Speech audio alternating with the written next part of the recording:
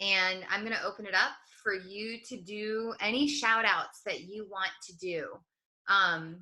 I know that this person is not necessarily on our team, and they are not, they may or may not watch this recording, but I really wanted to shout out Amy Plavick. If you have not seen her in our team page, she's the girl that we hosted our flash sale with last month. She is also running the 3-day refresh group, or ran the 3-day refresh group with us this week.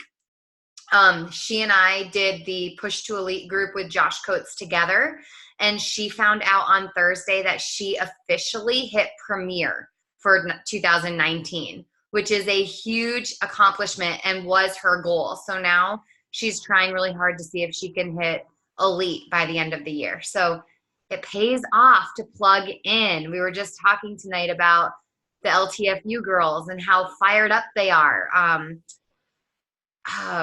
Dawn Williams has signed her first coach or is in the process of it. She reached out to me and asked for help. So, and she's one of the LTFU girls. So lean in, just lean in is all I got to say, but that's really exciting.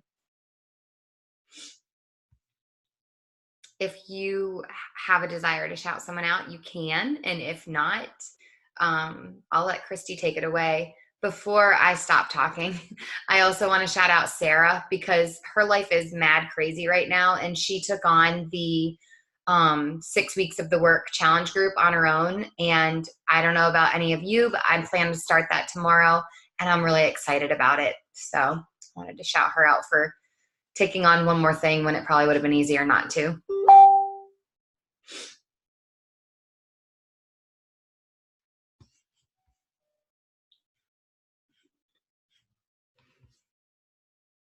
Alrighty. I know Christy's got good stuff, so I'm going to let her take over, and I'm going to mute myself. Hey guys.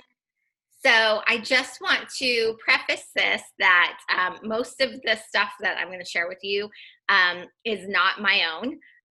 We had an amazing speaker at Super Sunday last weekend.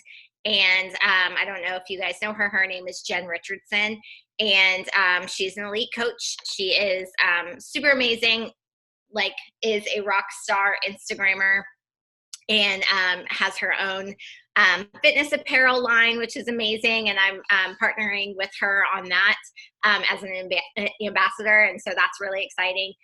So most of the things that I'm going to share with you tonight is I took straight from my notes that I took when Jen was speaking. Skylar was there with me. So if she's on and she, feel free to add anything if you think that I've left anything out. But yeah, so I'm going to share my screen because of course I have slides, because that's what I do.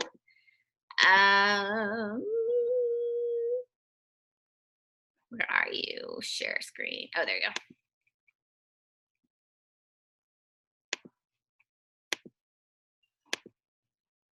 All right. Oops.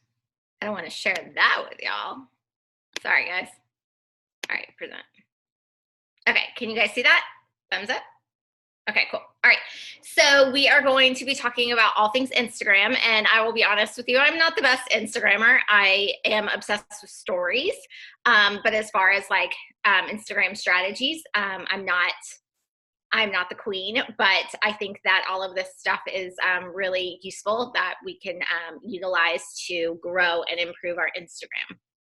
All right, so first things first, setting the stage. So everybody I know recommends using your name in the handle. And so you don't want to do fitness fly 73924 because people aren't going to remember that. You want to be, you are your own personal brand. And so you want your name to be in your handle somewhere, and make that the majority of it because you want it to be memorable. If you're sharing something and people don't know you personally and they're like, oh, that chick shared something that I really like, what is her name? They're not going to remember a crazy handle, but they might remember your name. So make sure that your handle is your name, because again, you are your brand. Your bio needs to be concise. It needs to be what followers can expect from you, and you don't want it to be too much Beachbody. Obviously, if Beachbody is a part of your life, so you want to include it somewhere, but you don't want it to be all of it. So I included my bio so you guys could see kind of what I have in my bio. And then your profile picture needs to be you. You don't want to have you with a Snapchat filter with the bunny ears or the doggy ears. That's just stupid. So don't make that being your profile picture. You want it to be, you can see that it's me and my son, but for the longest time, I just had it me. So you want it to be, you are the majority of that picture, because that picture is super duper small when you're talking to people in DMs. So you want that picture to be you. And so people are, kind of remembering who they're talking to rather than a lizard. She said that one of her new coaches wanted to have her profile picture as a lizard. And she's like, well, that's really not that great when you're talking to people in the DMs. So make sure that your profile picture is you. And I know that there's a lot of times that people may or may not want to do a public profile, but if you do use hashtags are not searchable if you're private. So if you want to have two Instagram accounts, a public one that you utilize for your business and a private one you use for your family, that's up to you. But whatever you utilize for your business must be public, so people can find you. And then you can have links to all of your different interest forms or whatever. And so there are lots of different ones that you can use. Linktree is very popular. Jen had suggested TapLink. I think that's what she uses. I personally use Campsite. And the reason why I like Campsite is because it is colorful and you can put pictures for each one of your links. So this is kind of what mine looks like. If you clicked on it from my my Instagram.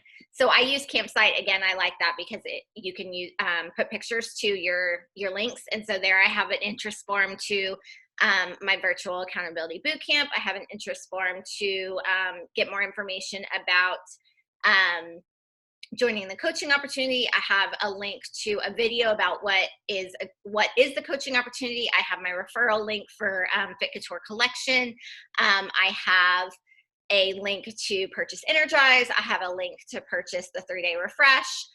So I have lots of different links, and it's all in that one Campsite link. And so they click on that and they can see all of these different links. And so it just keeps everything in one place. Oops. All right, so compelling captions. This is one thing that I was like, oh crap, I'm not very good at this. She said she heard somebody say you have to earn long captions. And so with Instagram, with Facebook, you can tell your stories. A lot of the people on Facebook know you personally and they want to get to know you, but Instagram is very visual. And so what is going to stop someone's scroll is not going to be your amazing caption. It's going to be your picture. So 1 out of every 5 captions can be long, but your first line should stand out to scrollers. So because you're going to have that big, beautiful picture, that's going to stop someone's scroll. And then you're going to have right before it says more, and you click that, and then it gives you all the rest of the text that you have in your caption.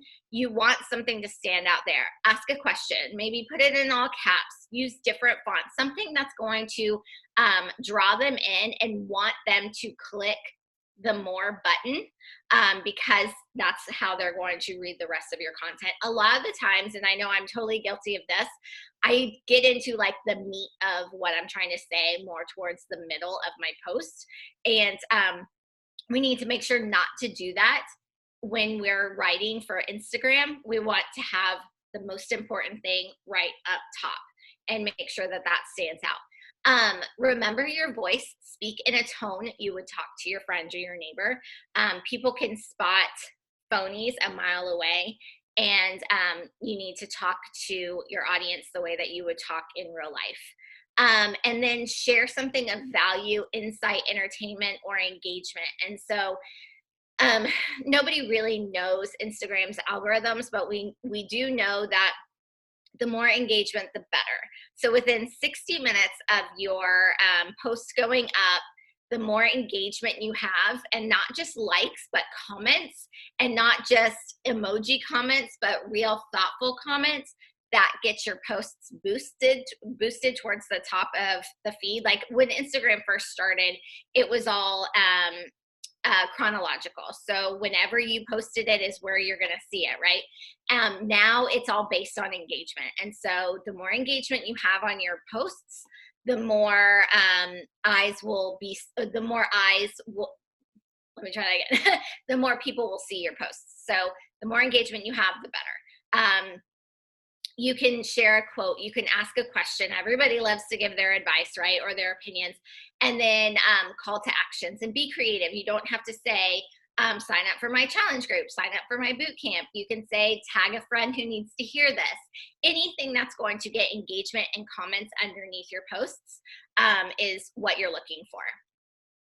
So then who are you talking to? This is your niche market. So if you are casting your net too wide and you're trying to talk to everybody, then you're talking to nobody. So you really need to think of, and I've been listening to a lot of podcasts lately, and they talk about naming your person that you're talking to.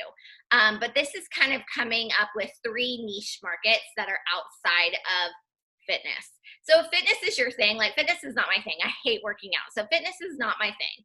But I am a part of a blended family. I am a toddler boy mom. I am leopard print obsessed. I'm from Austin, Texas. I love to travel. So identifying 3 niche markets that I'm going to consistently post about, that if you go to my feed, you can say, oh, she's got a toddler, or oh, she's a teacher, or whatever. I need to make sure that I tailor my posts to whoever is a part of that niche market. So I really need to get super specific and super intentional on who I'm talking to and who you're talking to. That way they're reading your posts and they're like, oh, me too, me too. Oh my gosh, have you ever gotten a comment from someone that says, oh my gosh, you were in my head? That's the person that you're talking to. That person is a part of your niche market. So you want to tailor your posts, tailor your photos to talk to the people that you are trying to attract, and share in a way that you would want to be marketed to, because our social media is so saturated with people trying to sell things, right? When Instagram first started, it was just a place to post pretty pictures, right? But now it's a wonderful tool that people use to market their companies and to sell things on. And so there are lots of time, and this is probably why network marketing gets such a bad rap, because there are so many people out there who are just bombarding people in their DMs. Hey, you want to join this? Hey, you want to join this? Hey, you want to join this? Think about how would you want to be marketed to? What causes you to stop your scroll? What causes you to be like, hey, I think I need that? Or what causes you to actually purchase something? That's what you need to do too. Because you're marketing to somebody who is similar to you. So make sure that you're sharing in a way that works for you. All right, connecting with your target market. All right, so these were some really awesome ways to find more people on Instagram. So a lot of the times when we use hashtags, people are like, oh, I have all these Beachbody coaches who are following me, or oh, I use these hashtags and they're all just coaches. Well, because we're really the only people who are using them. So you don't need 30 hashtags. You don't need 28 hashtags. She suggested coming up with 10 hashtags that are geared toward your niche market.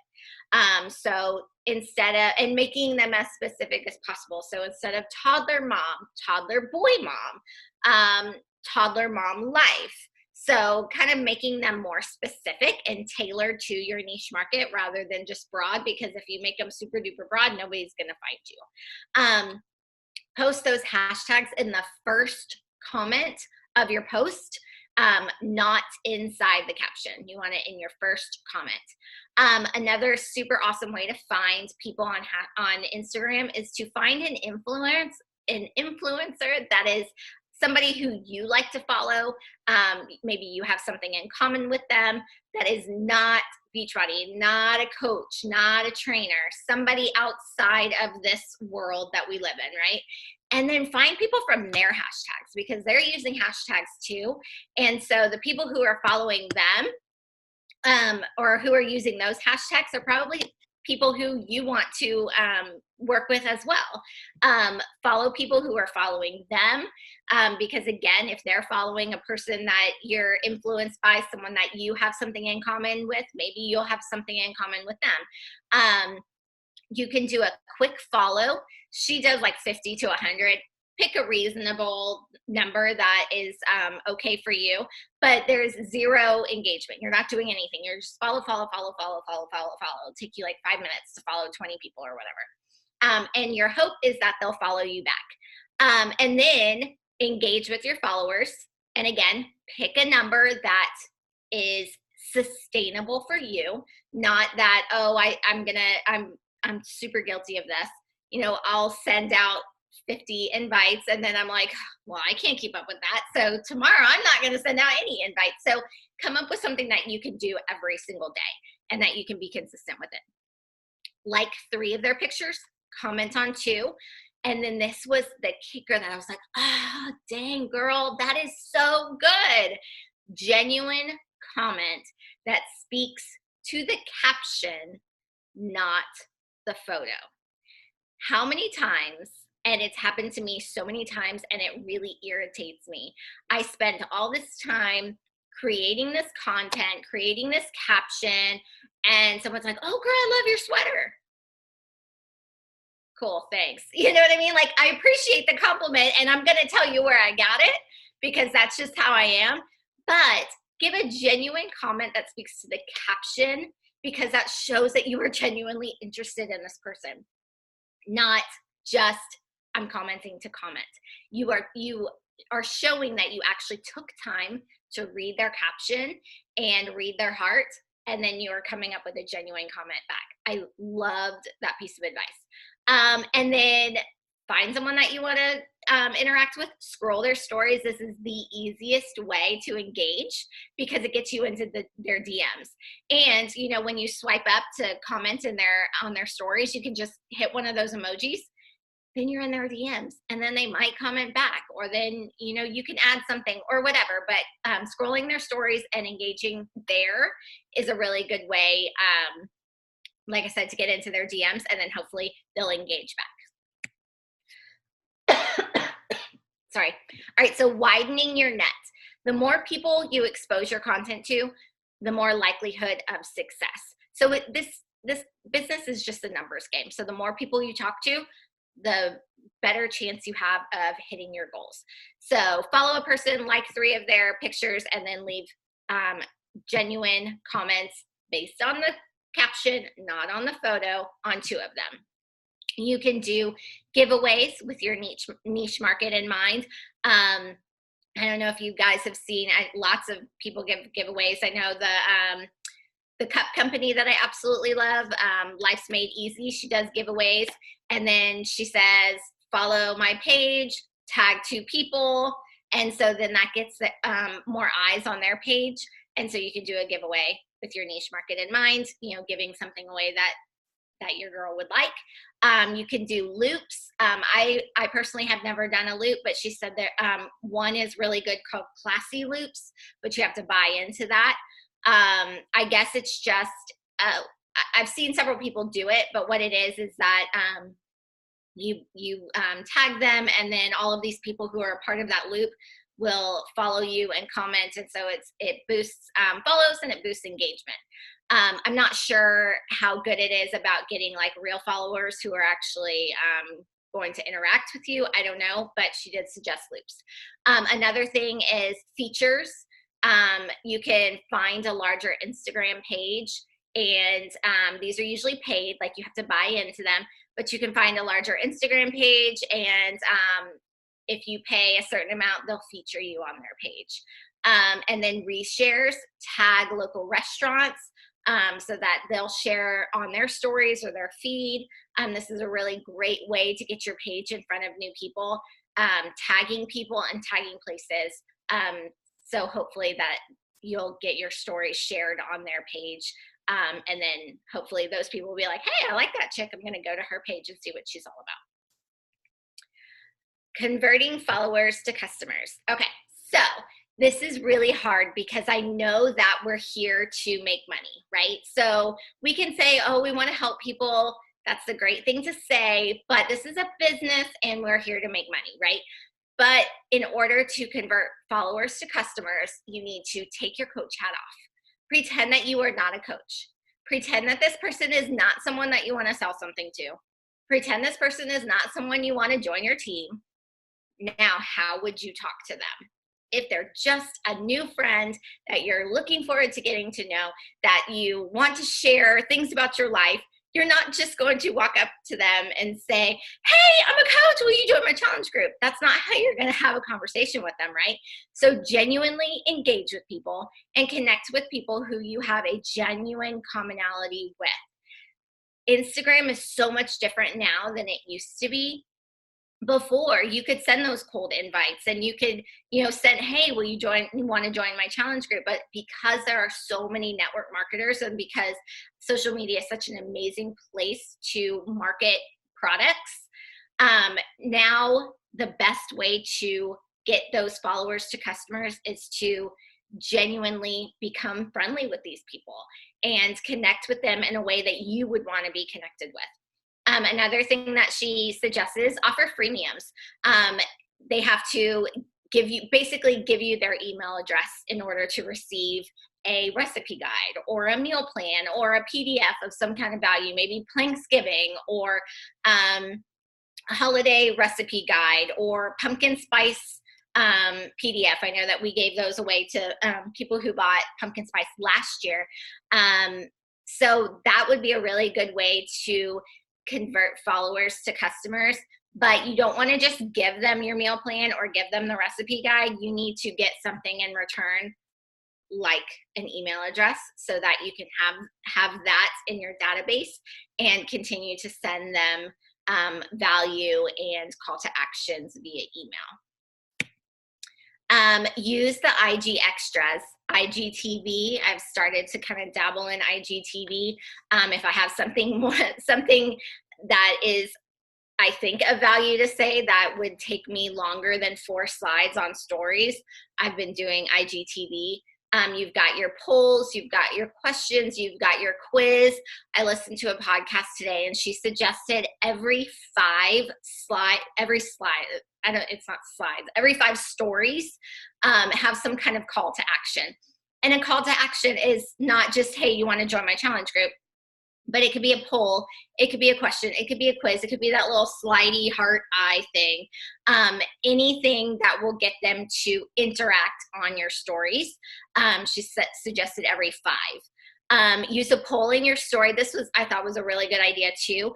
So many times we try to kind of reinvent the wheel and recreate all of these things, but we have such amazing content that we've already either posted in our stories or we've already posted in our feed. Why can't we use them in both places?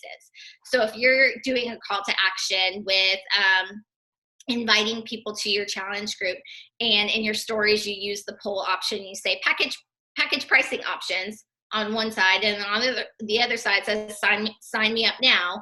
You could write a really cool, short little blurb content post to post on your feed, and then instead of having that poll option, you could say, if you want pricing package options, give me this emoji. If you want to sign up right now, do this emoji.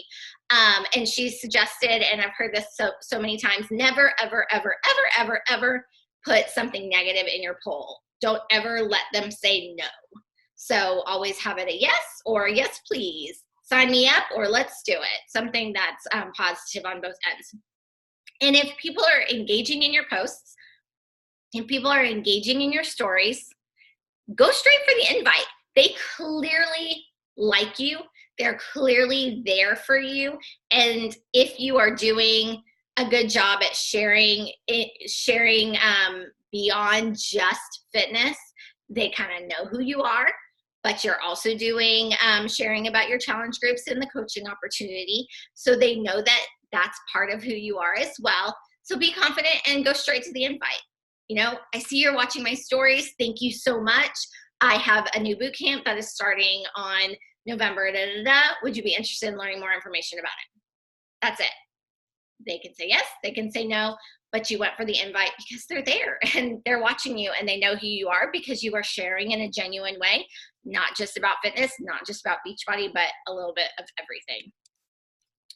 So in closing, there are 100 different ways to build your brand in your business, but the best way is the real way. Above all else, be you. You are trying to attract people that you are going to ultimately spend a lot of time with. You are going to try to, you don't want to attract people that you have nothing in common with, right? Because you might get to this business and you're like, yeah, I don't even like this person. So be you, and the people who are gonna vibe with you are going to come to you. This is not a sprint. This is a marathon. It's not going to happen overnight. You're not going to have success tomorrow. You're not going to have success next week. But if you keep at it and you're consistent with sharing who you are and sharing your truth and staying true to your voice and sharing everything you have to offer other than just Beachbody and fitness, people are going to come. It's just, are you willing to be consistent? Are you willing to do what it takes to find the level of success that you've defined for yourself? Because your level of success is probably very different than my level of success. My level of success is different than what Lindsay sees as her level of success. And that's okay. That's the beauty of this business. But you need to know what you want to do, and you want to know where you want to go, and then stick to it until you get there, no matter how long it takes. All right, that is all I have. I'm going to check the chat box. Is it possible to switch your name on Instagram at any time? Yes, you can do it at any time. Oh, that's already answered. Does she track those quick follows? I don't think so. I think that she only tracks them if they follow her back, because that's ultimately her goal, is to get them to follow her so that they get eyes on her page. All right, do you guys have any other questions?